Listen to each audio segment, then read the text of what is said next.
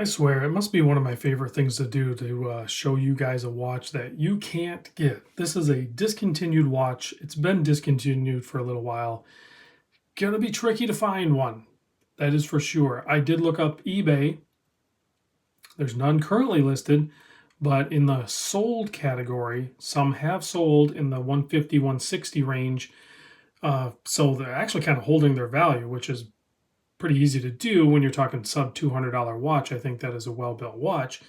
Back in the day, Long Island Watch had these and they were selling them for like $180. I think it's a crazy good deal. Let's check out the specs and you tell me what you think.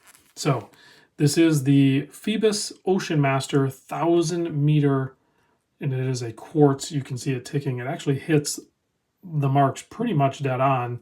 It is using a Swiss Ronda 515 quartz movement on there. So you will have to change the battery every 3 to 5 years, somewhere in there.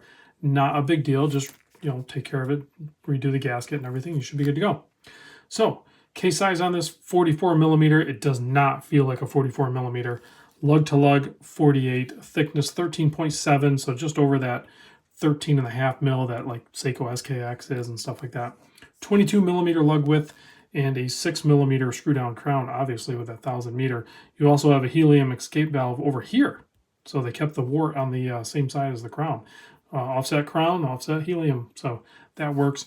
120 click rotating bezel in one direction. And I believe you have a black aluminum bezel insert on this. Bezel action feels good, lines up. You gotta remember, guys, these were like $180 back when they were being sold by Long Island Watch.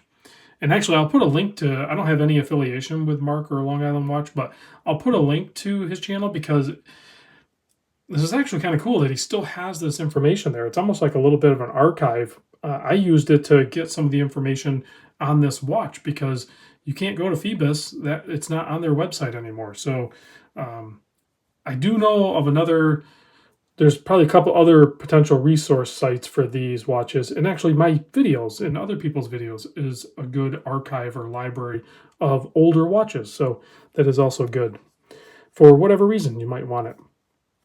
Sapphire crystal on this guy. It is flat, and I believe there's AR coating, and I just smudged it. That's going to drive me nuts. What else do we have? Super Luminova C3. You have an awesome orange hand for the minute hand. Let's zoom in a little bit and you can get a closer look at everything. I think it's just a great watch all around, guys. Heavily printed on for the Lume, and then a very simple like Phoibos branding up there just below the 12 triangle, and then professional and 3,300 feet and 1,000-meter down below there. You have a polished frame on the hour hand, and then a orange framed minute hand, and a full polished silver, chrome, whatever you want to call it, metal ticking second hand. You can see it actually lines up. I like that. And the Ronda 515 movement's known for being like super accurate if you do some research on it. Kind of have that deep blue transition to the dial there, and then very familiar, to me at least, and maybe you guys too, that overall design on the bezel. It's not exactly, but doesn't it look kind of familiar to the Citizen ProMaster divers? I like it. I like my Citizen ProMaster, and I like the look of this Phoibos.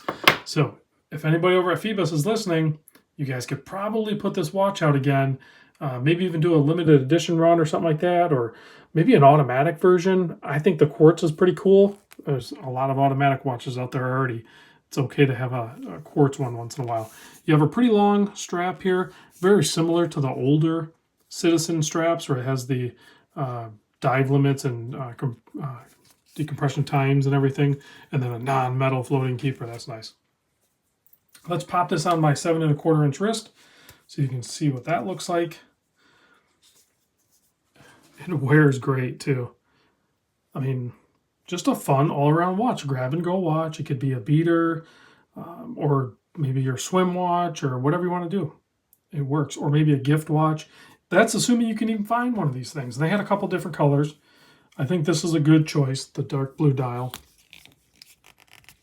The strap is actually comfortable. It's a little bit on the longer side. I don't know if you noticed what hole I was on, but if you have a really small wrist, you're going to run out of holes on this guy, but you could put a different strap on this watch, no problem. All right, let's kill the lights and check the Lume, and then I'm out of here.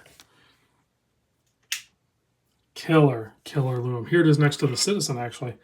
You can see it's right up there with it. It's no slouch in the Lume department at all. So well done, Phoibos. And a big thank you to Keith, who sent in a pretty large lot of watches. This was one of them. Grabbed my attention. This is actually one of the first ones that I did a video on out of the box. So if that means anything, this one just really resonates with me. I dig it. See you guys in the next video.